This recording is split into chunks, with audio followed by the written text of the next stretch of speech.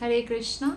आज हम श्रीमद् भागवतम स्कंध 3 अध्याय 22 से श्लोक नंबर 6 पढ़ने जा रहे हैं। ओम नमो भगवते वासुदेवाय। ओम नमो भगवते वासुदेवाय। ओम नमो भगवते वासुदेवाय। नारायणं नमस्कृत्य नरं चैव नरोत्तमं देवीं सरस्वतीं व्यासं ततो जयमुदीरयेत्। नष्टप्रायेषु अभद्रेषु नित्यं भागवत सेवया भगवतीरुत्तमश्लोके भक्तिर्भवति नष्टिके। ग्रंथराज श्रीमद् भागवतम की जय। श्रील प्रभुपाद की जय। गुरु महाराज की जय। आप सभी वैष्णव भक्त वृंद की जय। हरे कृष्णा। श्लोक नंबर 6 और 7 हम एक साथ पढ़ेंगे। दिष्ट्या मे भगवन् दृष्टो दुर्दर्शो यो कृतात्मनम् दिष्ट्या पादरजः स्पृष्टम् शीर्ष्णा मे भवतः शिवम् दिष्ट्या त्वयानुशिष्टोऽहम् कृतच्छानुग्रहो महान् अपावृतैः कर्णरन्ध्रैर्जुष्टादिष्ट्योषतिर्गिरः। अनुवाद और तात्पर्य श्रील प्रभुपाद के द्वारा। श्रील प्रभुपाद की जय। यह स्वयंभू मनु कर्दम मुनि से कह रहे हैं, जो अपनी बेटी देवाहुति का विवाह कर्दम मुनि से कराने को इच्छुक है। और कर्दम मुनि ने इससे पहले उपदेश दिया है, बताया है बहुत सारी बातें। तो अब स्वयंभू मनु कह रहे हैं कि यह मेरा सौभाग्य है कि मुझे आपके दर्शन हो सके, क्योंकि जिन लोगों ने अपने मन तथा इंद्रियों को वश में नहीं किया है, उन्हें आपके दर्शन दुर्लभ है। मैं आपके चरणों की धूल को सिर से स्पर्श करके और भी कृतकृत्य हुआ हूँ। तो जब भी हम हमारे आध्यात्मिक गुरु से दर्शन के लिए जाते हैं, उनसे मिलने जाते हैं, या कोई ऐसे भक्तों से वैष्णवों से मिलने जाते हैं, तो हमें ऐसे ही मनोवृत्ति रखना चाहिए। स्वयंभू मनु कर्दम मुनि से मिल रहे थे, जो उनके दामाद बनने वाले हैं। लेकिन कर्दम मुनि का जो पोजीशन है वो इतना ऊंचा है कि वो उसका गुणगान कर रहे हैं, क्योंकि कर्दम मुनि ने भगवान का साक्षात दर्शन किया है। ऐसा तपस्या किया है जिससे भगवान उनसे प्रसन्न हो गए।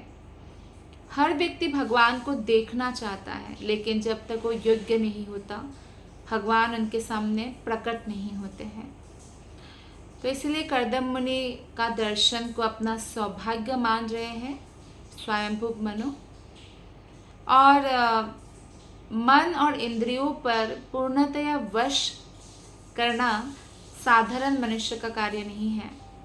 अतः कर्दम मुनि विशेष है, स्वयंभू मनु भी विशेष है। वो भी महान भक्त है भगवान के, और इसीलिए वो भगवान के भक्तों के महत्व को जानते हैं कि ऐसे भक्तों का जो दर्शन है वो भी दुर्लभ है।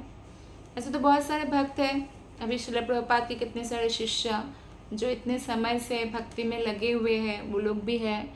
धरातल पर ऐसे बहुत संत हैं, लेकिन कितने लोगों का मन करता है कि वो संतों का दर्शन करने जाए, नहीं करता। ये मन नहीं करना ही उनका दुर्भाग्य है। तो मैं आपके चरणों की धूल को सिर से स्पर्श करके, अर्थात हम जब भी जाते हैं महान भक्तों के पास, गुरु के पास, तो हम प्रणाम करते हैं। तो इस तरह से हम उनका चरण धूलि प्राप्त करते हैं।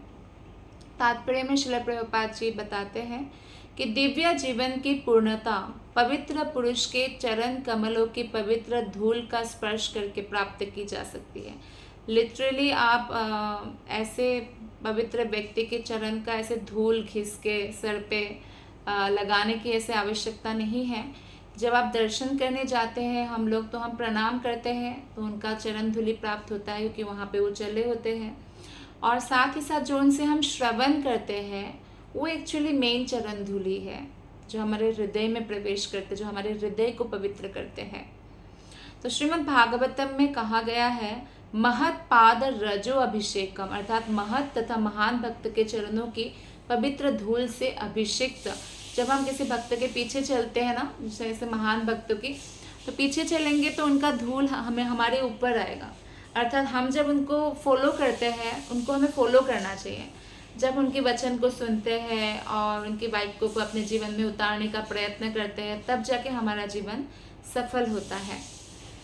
ऐसा नहीं कि सिर्फ बातें ना सुने और बस चरणों का धूल लगाते रहे, वो महत पाद रजो अभिषेकम नहीं है। हमें उनकी आज्ञा का पालन करना चाहिए, उनको फॉलो करना चाहिए। जैसा कि श्रीमद् भागवत गीता में उल्लेख है, महात्मानस्तु, महान पुरुष आध्यात्मिक शक्ति के वश में रहते हैं, भौतिक शक्ति के वश में नहीं रहते हैं। भौतिक शक्ति के वश में रहना मतलब बहुत सारा दुख।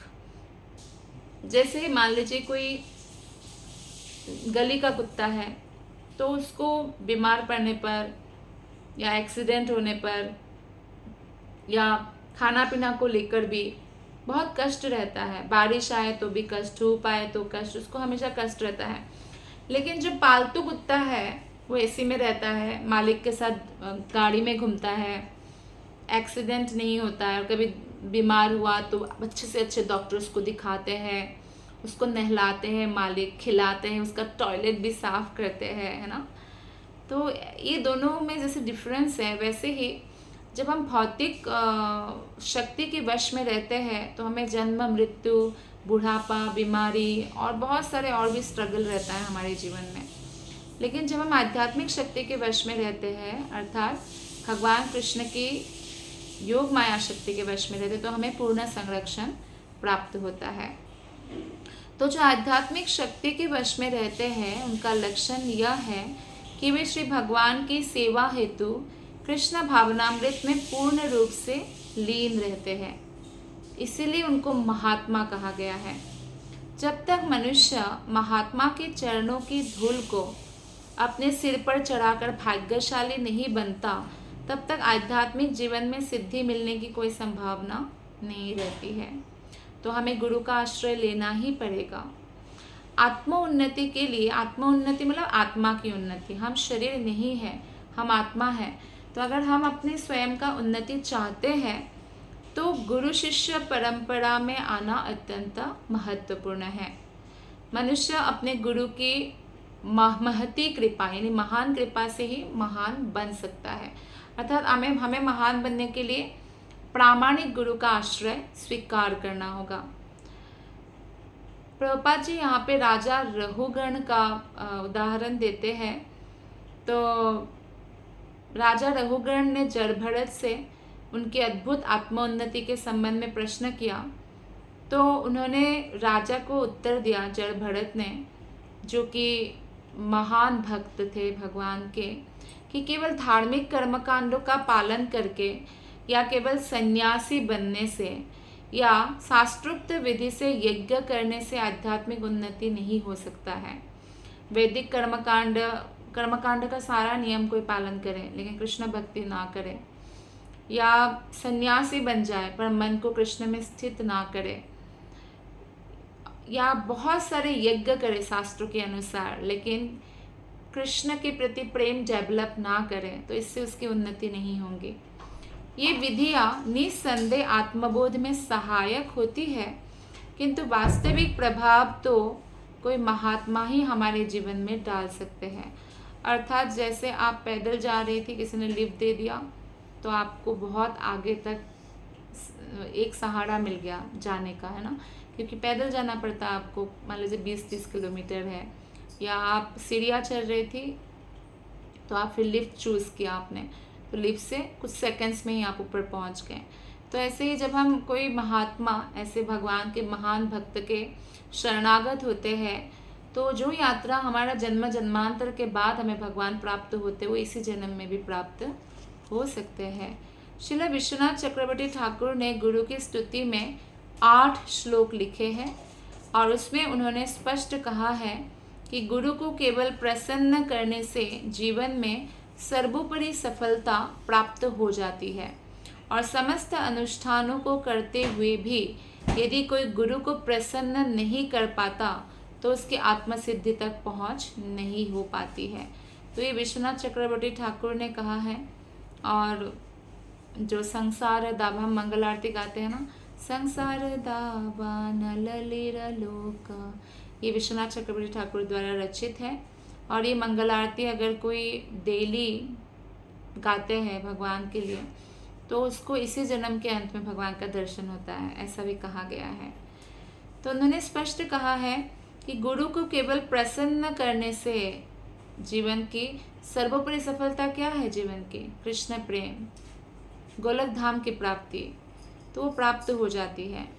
लेकिन अगर कोई बहुत नीति नियम पालन कर रहे हैं, अनुष्ठान कर रहे हैं, कर्मकांड कर रहे हैं, शास्त्र भी पढ़ रहे हैं, यज्ञ भी कर रहे हैं, दान भी दे रहे हैं, पर गुरु को प्रसन्न नहीं कर पाए तो आत्मा सिद्धि तक नहीं पहुंच सकता है। तो इसलिए हमें गुरु की आज्ञा का सावधानी पूर्वक पालन करना चाहिए। चूँकि सामान्य मनुष्य इंद्रियों तथा मन को वश में नहीं कर पाता है, इसलिए सामान्य व्यक्ति को महापुरुष या श्री भगवान के महान भक्त की शरण ढूंढनी चाहिए और उन्हें प्रसन्न करने का प्रयत्न करना चाहिए। तो हम लोग इस भौतिक जगत में हैं और मन और इंद्रियों को वश में करना कोई इतना आसान कार्य नहीं है, लेकिन आसान हो सकता है अगर हम गुरु का आश्रय ग्रहण करें और उनके आज्ञा के अनुसार अपने जीवन को चलाएं। गुरु को प्रसन्न करने का निरंतर प्रयत्न करें। और गुरु कब प्रसन्न होते हैं? जब हम कृष्ण कॉन्शियस रहें, गुरु के प्रति समर्पित रहें, 16 माला करें, 4 नियम पालन करें और भागवतम पढ़े इत्यादि इत्यादि। तो इससे उसका जीवन पूर्ण हो सकेगा। मात्र अनुष्ठानों से एवं धार्मिक सिद्धांतों के पालन से, मान लीजिए कोई धार्मिक सिद्धांत तो बहुत पालन करते, बहुत कड़ा नियम पालन करते हैं, लेकिन आध्यात्मिक सिद्धि की सर्वोच्च अवस्था तक वो नहीं पहुंच सकता।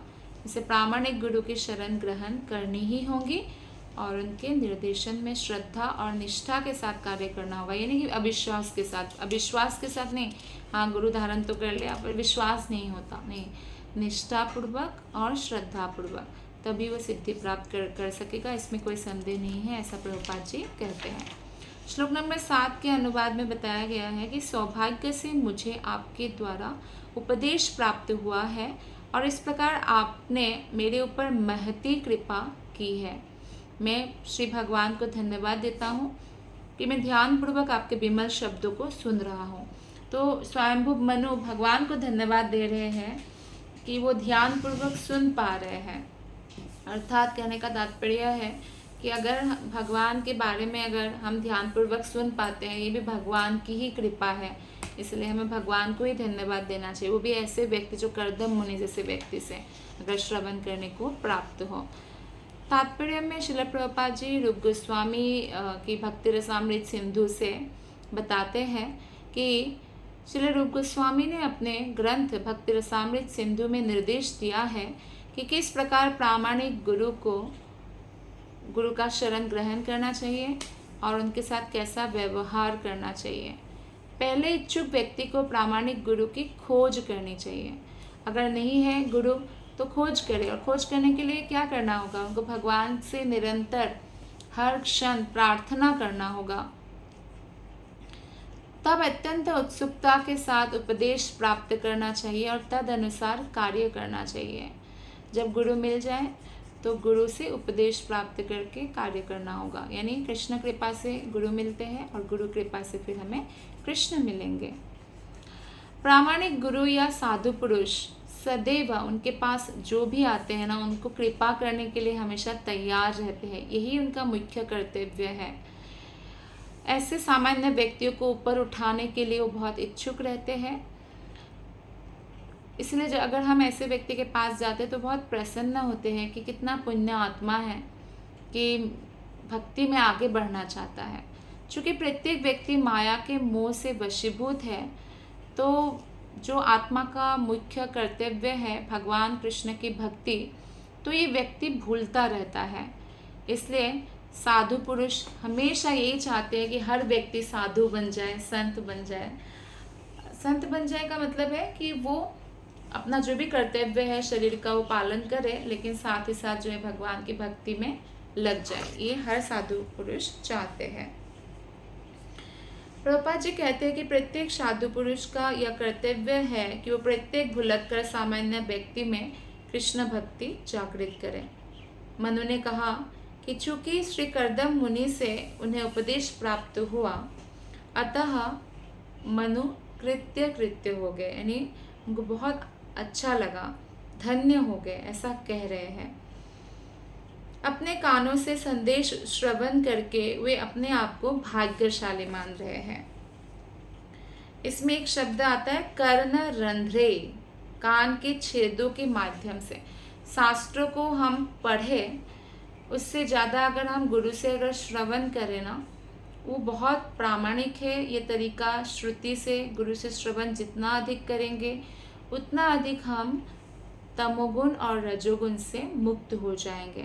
तो कानों के छिद्र में ही वो सफलता है जिससे हम गुरु से भगवान कृष्ण के बारे में श्रवण करते हैं। यानी गुरु की कृपा शरीर के किसी अन्य भाग से प्राप्त ना होकर केवल कानों से प्राप्त होता है।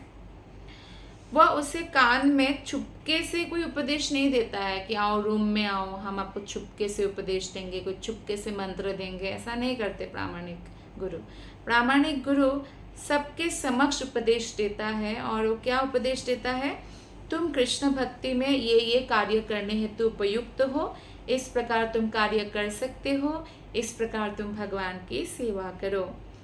जैसे फॉर एग्जाम्पल किसी व्यक्ति को श्री विग्रह के कमरे में कृष्ण भक्ति करने को कहा जाता है कि आप भगवान के अच्छे विग्रह की सेवा करो। और क्योंकि कुछ लोगों को उसमें जो है रुचि है ज़्यादा, और कुछ लोग हैं जिनको उपदेश दिया जाता है कि आप रसोई घर में प्रबंध करो, मैनेजमेंट करो, भगवान के लिए भोग आदि बनाने का, और जो पब्लिक आएंगे उनके लिए प्रसाद की व्यवस्था करने का। कुछ लोगों को बोल सकते हैं कि आप बुक्स लिखने में मेरी मदद करो, या कुछ लोगों को बोल सकते हैं कि आप प्रचार कार्य करो, यहाँ जाओ प्रचार करने, वहाँ जाओ। तो गुरु व्यक्ति विशेष का विशिष्ट क्षमता को जानते हुए उनको उसी प्रकार की शिक्षा देते हैं जिससे वो पूर्ण हो सके। यानी उनके अंदर जो भी क्वालिटी है उस क्वालिटी को फाइंड आउट करते हैं गुरु, और उसके अनुसार उनको वो सेवा प्रदान करते हैं। लेकिन कई बार गुरु, मान लीजिए आपको बहुत रुचि है और आपका क्वालिटी भी है कि आप बहुत सुंदर से विग्रह की सेवा करते हैं मंदिर में, लेकिन कई बार अगर गुरु बोलते हैं कि आप ये जगह पे जाइए और भगवत गीता का क्लास दीजिए, मान लीजिए आपको प्रवचन करना अच्छा नहीं लगता है या आप इंट्रोवर्ट है, फिर भी गुरु की आज्ञा का हमें पालन करना चाहिए। प्रभुपाद बोलते हैं कि हमें सब कुछ थोड़ा थोड़ा आना चाहिए और एक विशेष सेवा में हमें एकदम पारंगत होना चाहिए जिससे हम पूर्ण बन सके। मनुष्य अपनी क्षमता के अनुसार सेवा करके आध्यात्मिक जीवन की सर्वोच्च सिद्धि प्राप्त कर सकता है। जिस प्रकार अर्जुन ने अपने सैन्य कौशल से, अर्जुन विख्यात धनुर्धर थे, बेस्ट धनुर्धर थे, तो धनुष चला चला कर उन्होंने कृष्ण की सेवा की। इसी प्रकार कोई कलाकार है, मान लीजिए उनको नृत्य आता है, गाना आता है, बजाना आता है, तो उसी को कृष्ण की सेवा में लगाकर गुरु के निर्देशन में वो सिद्धि प्राप्त कर सकता है। जैसे प्रभुपाद जी उदाहरण देते हैं कि यदि कोई व्यक्ति साहित्य में रुचि रखता है तो गुरु के निर्देशन में वो लेख लिख सकता है, कविताओं का भी रचना कर सकते हैं। जैसे गुरु ने कहा ठीक है, श्रीमद् भागवतम की इस लीला पर आप कविता लिखो, क्योंकि उनको कविता लिखना अच्छा लगता है।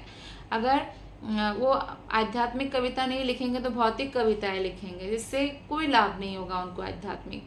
तो गुरु उनको कृष्ण के लिए कविताएं लिखने के लिए, रचना करने के लिए उत्साहित करते हैं, और श्री भगवान की इस प्रकार से भी वो सेवा कर सकते हैं। गुरु द्वारा उपदेश और शिष्य द्वारा उसका निष्ठापूर्वक पालन, इसके संयोग से समूची प्रणाली पूर्ण बन जाती है। यानी गुरु हमें उपदेश देंगे और हम उसका निष्ठापूर्वक पालन करेंगे तो हम पूर्ण बन सकते हैं। पूर्ण कौन है? कृष्ण है। तो कृष्ण से जब हम मिलते हैं तो हम भी पूर्ण हो जाते हैं। श्री विश्वनाथ चक्रवर्ती ठाकुर ने भगवद गीता के श्लोक जो व्यवसायत्मिका बुद्धि, उसकी व्याख्या करने में कहते हैं कि जो कोई आध्यात्मिक उन्नति का इच्छुक है उसे चाहिए कि वो गुरु से आदेश प्राप्त करे कि हे गुरु महाराज, मेरा विशेष कार्य क्या है, वो स्पेशल क्या काम है, क्या आदेश है, और उसी में वो लगे रहे। उसे उस विशेष उपदेश को श्रद्धापूर्वक संपन्न करना चाहिए और उसी को अपना सर्वोच्च समझना चाहिए। सबसे वही उनका ड्यूटी है सबसे बड़ी। प्रभुपाद को जब पहली बार गुरु मिले भक्ति सिद्धांत सरस्वती ठाकुर, तभी प्रभुपाद को बोला कि तुम इंग्लिश में प्रचार करो पूरे विश्व में, तुम्हारा इंग्लिश बहुत अच्छा है, हाईली एजुकेटेड हो और किताबें छापो। तो आप देखिए प्रभुपाद ने उसी आज्ञा को किस तरह पकड़ लिया कि आज पूरी दुनिया को हिला दिया। प्रभुपाद ने पूरी दुनिया में, पूरे विश्व में उन्होंने हरे कृष्ण महामंत्र का प्रचार प्रसार किया, भगवत गीता लोगों को बताया कि इसे भारतीय के लिए नहीं है, मनुष्य मात्र के लिए है। और कितने सारे फॉरेनर भक्त बन गए। उन्होंने कितने सारे पुस्तकें लिखी, प्रचार किया, पुस्तकें लिखी। 17 साल के ऊपर में कितने जगहों पर वो घूमे और उपदेश देते रहे, कितने लोगों का जो हृदय परिवर्तित कर दिया। तो गुरु से जब उपदेश प्राप्त करके कोई श्रद्धापूर्वक पालन करे तो उसे ही सिद्धि मिलती है, ऐसा प्रभुपाद बोलते हैं। और श्रील प्रभुपाद अगर बोलते हैं कि प्रभुपाद का ही अपना अनुभूति है। आइए हम पढ़ते हैं श्लोक नंबर 8। सा भवन्तु हि तृष्णेः परिक्लिष्टात्मनो मम श्रोतुमर्हसि दीनस्य श्रावितं कृपया मुने। हे महामुनि, कृपा पूर्वक मुझ दीन की प्रार्थना सुने, क्योंकि मेरा मन अपनी पुत्री के स्नेह से अत्यंत उद्विग्न है। स्वयं की पुत्री है या पुत्र है तो पिता और माता का वात्सल्य उभर आता है, और जब पुत्री विवाह योग्य हो गई है तो उनके लिए एक योग्य वर का तलाश करना पिता का कर्तव्य होता है। तो इसीलिए वो कह रहे हैं कि मेरी पुत्री की स्नेह के कारण मेरा मन उद्विग्न है। उद्विग्न क्यों है? क्योंकि प्रपोजल लेकर आए हैं कर्दम मुनि के पास। अब कर्दम मुनि उसे स्वीकार करेंगे नहीं करेंगे वो कर्दम मुनि के ऊपर है। तात्पर्य में श्रील प्रभुपाद जी बताते हैं कि सामान्य रूप से श्री भगवान का शुद्ध भक्त अथवा प्रामाणिक गुरु का शुद्ध शिष्य श्री भगवान या अपने गुरु से किसी अनुग्रह की याचना नहीं करता, गुरु से कुछ ऐसे मांगते नहीं हैं, वो केवल गुरु की सेवा करते, गुरु की आज्ञा का पालन करते हैं। किंतु यदि कभी गुरु से किसी प्रकार का अनुग्रह प्राप्त करने की आवश्यकता आ पड़े, जैसे यहाँ पे मनु के लिए आ पड़ी है वो आवश्यकता, तो वो गुरु को पूर्णतया प्रसन्न करने के बाद ही याचना कर सकते हैं। तो स्वयंभू मनु अपनी पुत्री के स्नेह के कारण मन की बात प्रकट करना चाह रहे थे कि वो कौन से उद्देश्य से वहाँ आए हैं। तो मुनि पूछते भी है कि आप कौन से उद्देश्य से आए हैं, तो अब उसका उत्तर हमें मिलेगा। श्लोक नंबर 9, 10 और 11 हम एक साथ पढ़ेंगे। प्रिया व्रतोत्तान पदोः स्वसेयं दुहिता मम अन्विच्छति पतिं युक्तं वयःशीला गुणादिभिः यदा तु भवतः शीला श्रुतारूपावयो गुणन् अशृणोन्नारदादेशा त्वय्यासीत्कृतनिश्चया तत्प्रतीक्षा द्विजाग्रेमं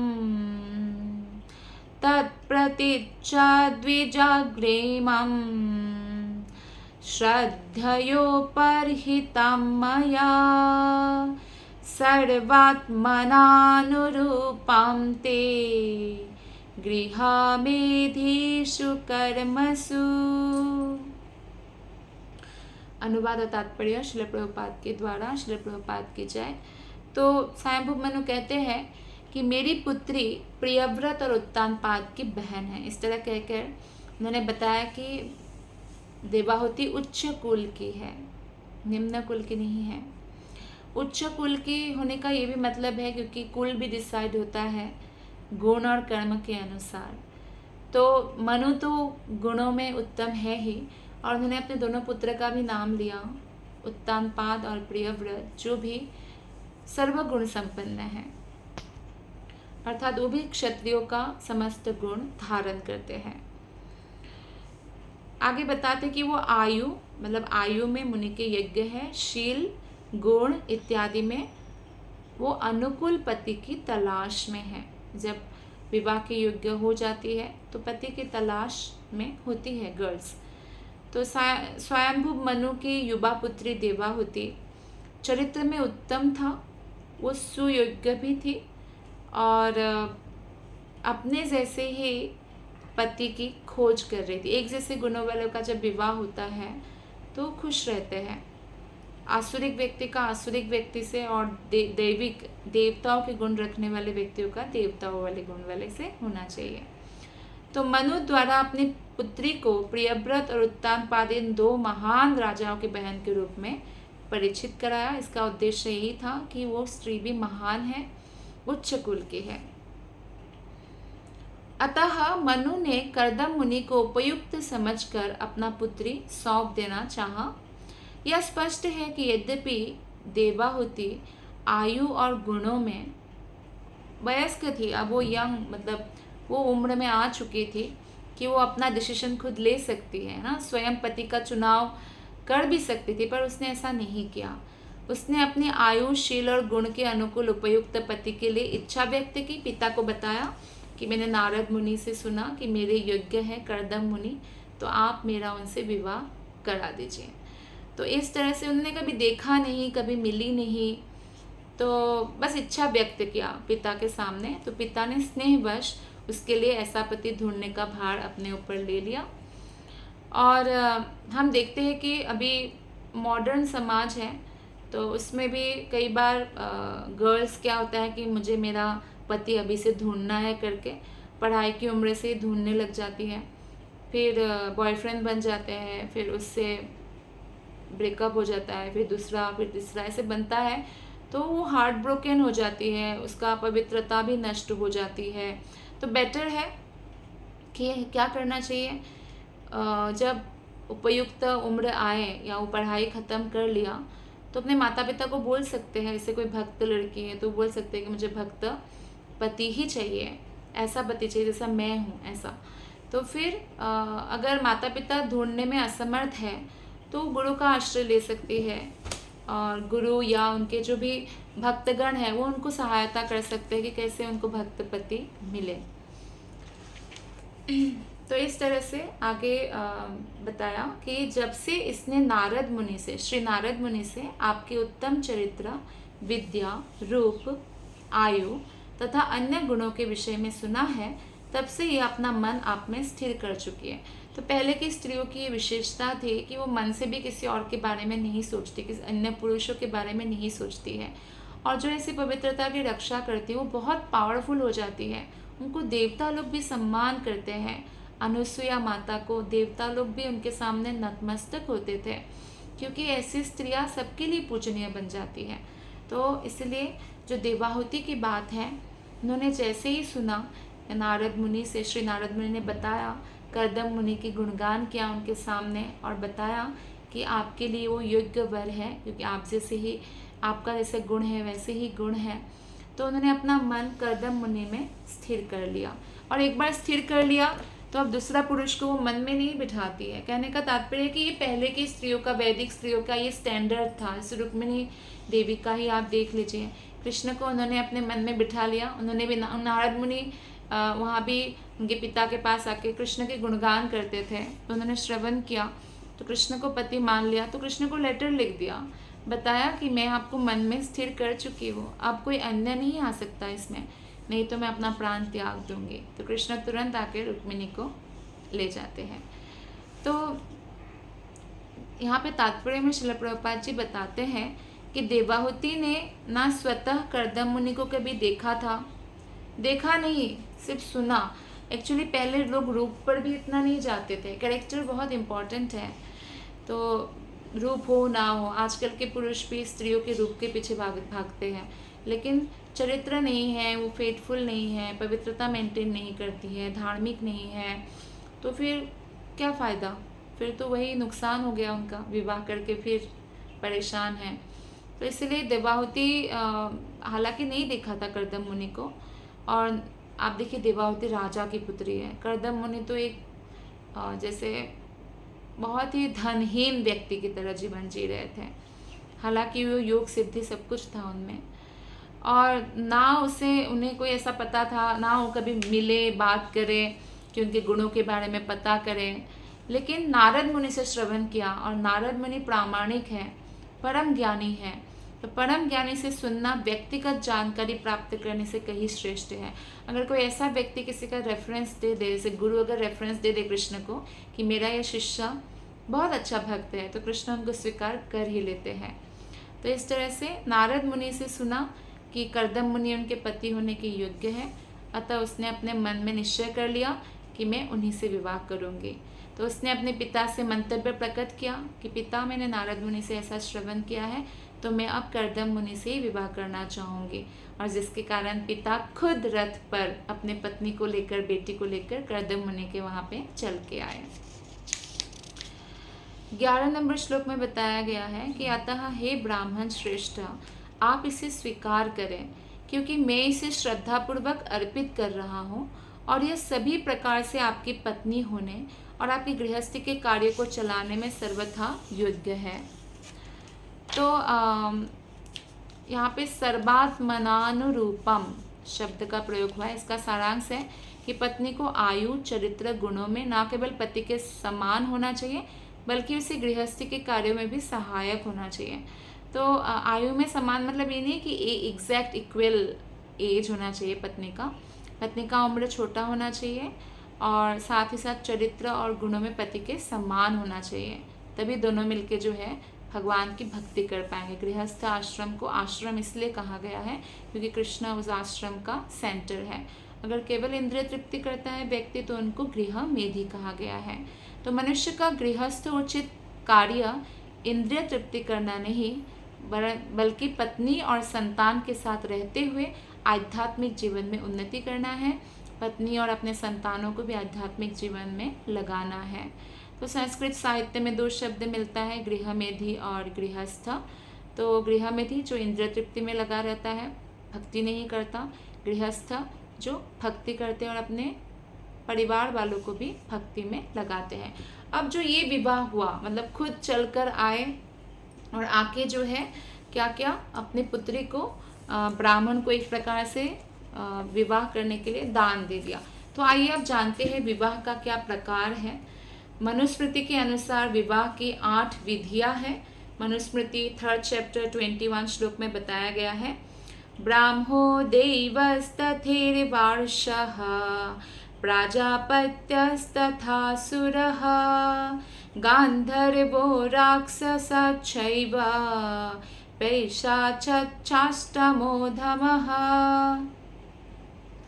तो मनुस्मृति में 3rd चैप्टर में 20 to 34 श्लोक में 8 विधियों का वर्णन है। ब्राह्म विवाह, पहला विवाह जो ब्राह्म विवाह है, तो वैदिक संस्कृति के अनुसार ब्राह्म विवाह जो है सबसे शुद्ध वैवाहिक पद्धति माना गया है। इस विवाह में कन्या का पिता अपनी सुपुत्री का हाथ एक योग्य, सुशिक्षित और चरित्रवान युवक के हाथ में देता है, और वर और वधू दोनों के माता पिता उनके विवाह को मान्यता प्रदान करते हैं। दोनों परिवार खुशी खुशी इस विवाह को करते हैं, और इस विवाह में दहेज वर्जित होता है। आजकल जो बहुत दहेज प्रथा चल पड़ा है, लेकिन जो सबसे श्रेष्ठ विवाह माना गया है तो ब्राह्म विवाह में ये दहेज प्रथा वर्जित है, और विवाह समारोह की विधि परंपरा के अनुसार निर्देशित होती है। जैसे महाराज स्वयंभू मनु की पुत्री एक सुंदर राजकुमारी थी, और मनु ने उनका विवाह कर्दम मुनि से किया था, जो आध्यात्मिकता में बहुत उन्नत थे। वे अत्यधिक ज्ञानवान और चरित्रवान थे। ऐसा विवाह सर्वोत्तम माना जाता है। देवकी और वासुदेव का भी ब्राह्म विवाह हुआ था, यानी जो देवाहुति और कर्दम मुनि का विवाह है वो विवाहों में सर्वश्रेष्ठ माना गया है। दूसरा है दैव विवाह। ये विवाह भी बहुत अच्छा माना जाता है।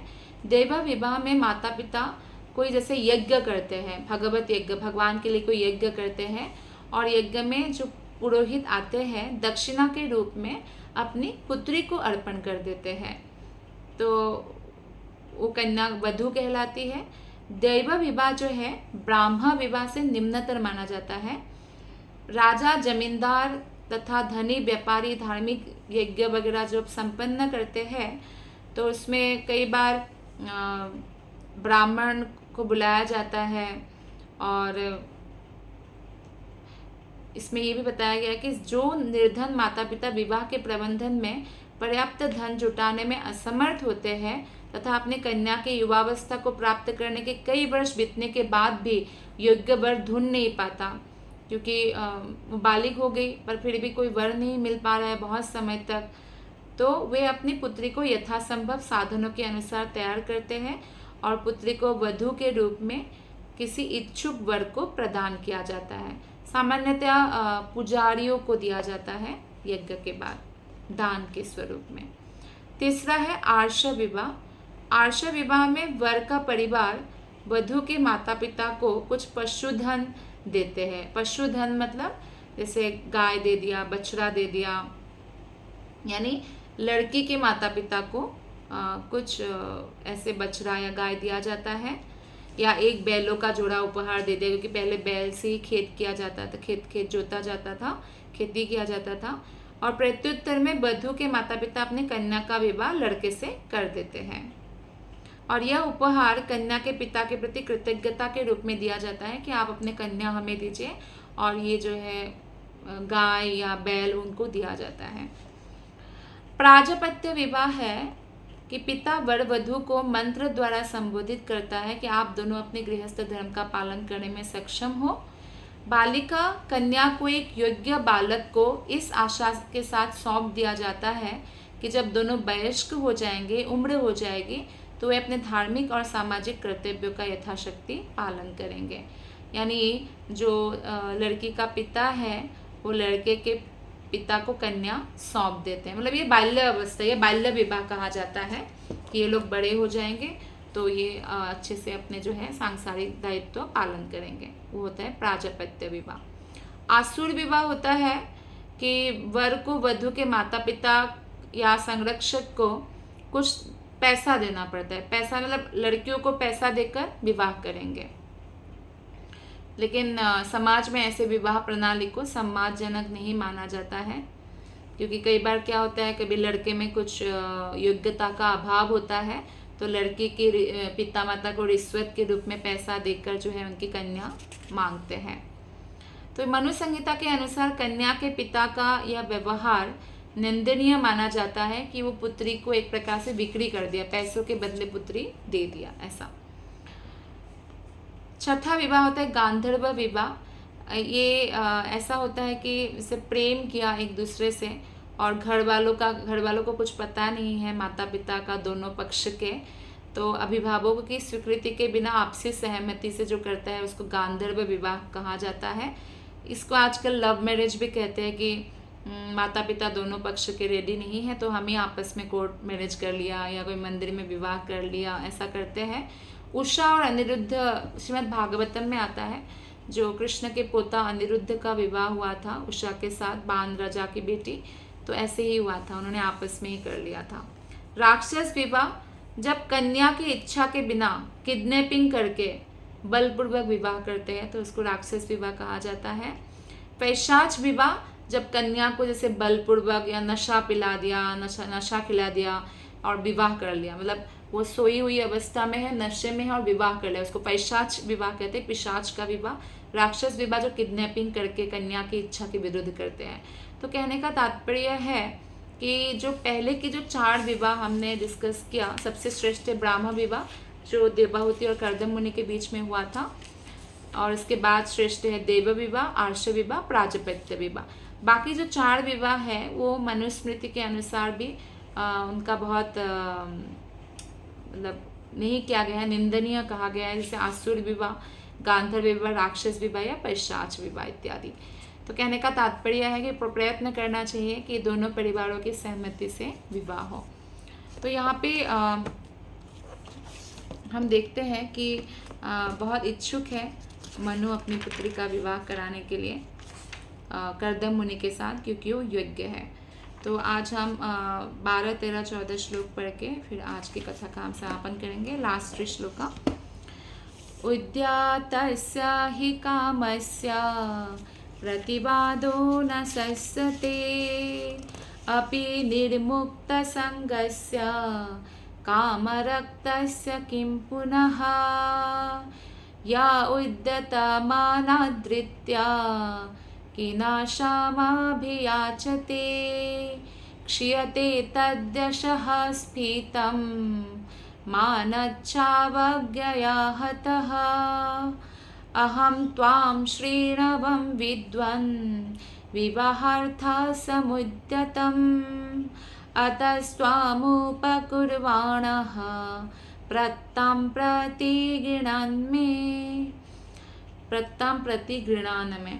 तो यहाँ पे बताते कि अब जो है स्वयं स्वयंभू मनु कह रहे हैं कि स्वतः प्राप्त होने वाली भेंट, यानी आपको अपने आप जो उपहार मिले तो उसका निरादर नितांत विरक्त पुरुष के लिए भी प्रशंसनीय नहीं है।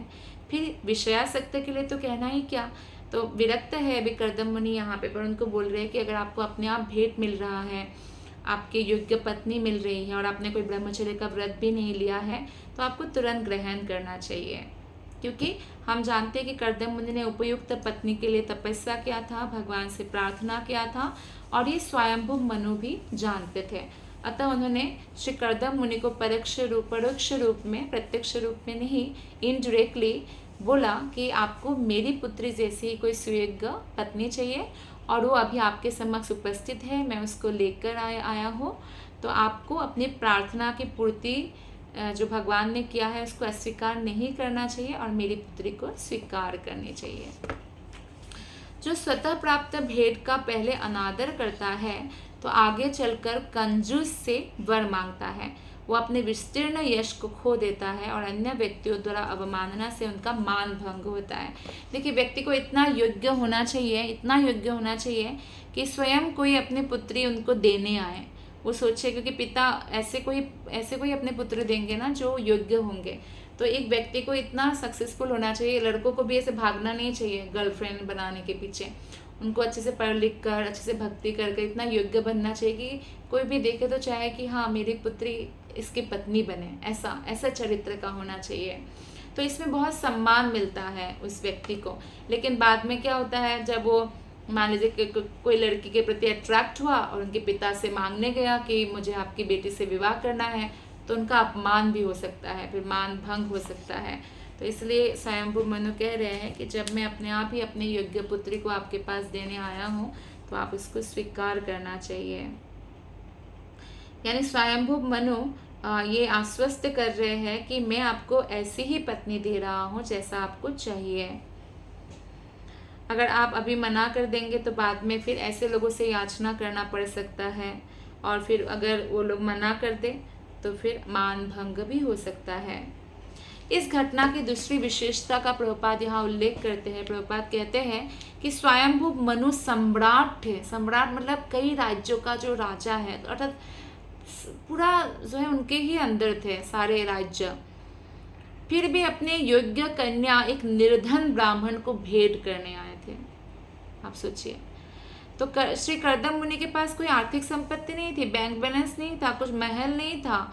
वे जंगल में कुटी बनाकर छोटा सा रहते थे, किंतु वे सुसंस्कृत थे। यानी भक्ति में, यानी भगवान को तुष्ट किया उन्होंने, और जो है शास्त्र के अनुसार जीवन जी रहे हैं। तो यहाँ पे प्रभुपाद जी सलाह देते हैं, अतः किसी व्यक्ति को अपनी कन्या प्रदान करते समय संपत्ति या अन्य सांसारिक बातों का ध्यान ना देकर संस्कृति और गुण की प्राथमिकता प्रदान करना चाहिए। ये नहीं कि उनके पास धन नहीं है तो विवाह नहीं कराना चाहिए। अगर वो भक्त है अच्छा, और अगर वो जेंटलमैन है और व्यवहार में अच्छा है, तो बाकी सांसारिक बातों को नेग्लेक्ट कर देना चाहिए। हालांकि कलयुग में हमें ऐसा नहीं मिलता। कलयुग में धनी, भले ही लड़की गरीब हो, पिता फिर भी चाहेंगे। जैसे कि आप देखिए शांतनु की जो दूसरी पत्नी सत्यवती, गंगा मैया पहली पत्नी है, तो सत्यवती के पिता क्या चाहते, मछुआरा था, फिर भी उन्होंने यही चाहा कि नहीं, मेरा पुत्री का बेटा ही राजा बनेंगे।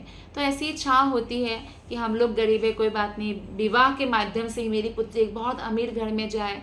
तो इसी के चक्कर में कई बार वो लोग जो है कैरेक्टर के साथ कंप्रोमाइज़ करते हैं। हो सकता है लड़का व्यवहार में अच्छा ना हो, जेंटलमैन ना हो सकता है शराब पिए, तो इसमें वो अनदेखा कर देते हैं। हालांकि शास्त्र कहते हैं आप बाकी चीज़ें अनदेखा करो, कैरेक्टर को भक्त होना बहुत ज़रूरी है।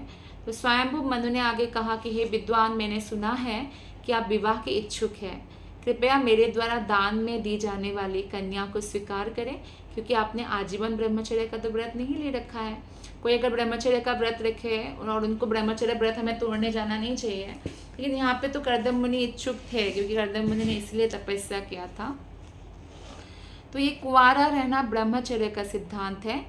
और ब्रह्मचारी दो प्रकार के होते हैं। एक तो नैष्ठिक ब्रह्मचारी कहलाता है, जो आजीवन ब्रह्मचर्य व्रत धारण किए रहता है, और दूसरा होते हैं उपकुर्बान ब्रह्मचारी, जो एक निश्चित आयु तक ब्रह्मचारी रहता है, जैसे 25 साल तक ब्रह्मचारी रहे, उसके बाद गुरु की आज्ञा से विवाहित जीवन में प्रवेश कर सकता है। ब्रह्मचर्य विद्यार्थी का जीवन है और आध्यात्मिक आश्रम में प्रवेश का शुभारंभ है। केवल गृहस्थ ही इंद्रिय तुष्टि या विषय भोग में लिप्त रह सकता है, ब्रह्मचारी नहीं। तो स्वयंभू मनु ने कर्दम मुनि से अपनी कन्या को स्वीकार करने हेतु इसलिए प्रार्थना की क्योंकि उन्होंने नैष्ठिक ब्रह्मचर्य का तो व्रत नहीं लिया था। वे विवाह करने के इच्छुक थे और उनको राज परिवार से योग्य कन्या मिल रही थी। इसी के साथ आज के श्रीमद् भागवतम कथा को हम यही विराम देते हैं। आप सबका हृदय से बहुत बहुत धन्यवाद। हरे कृष्णा।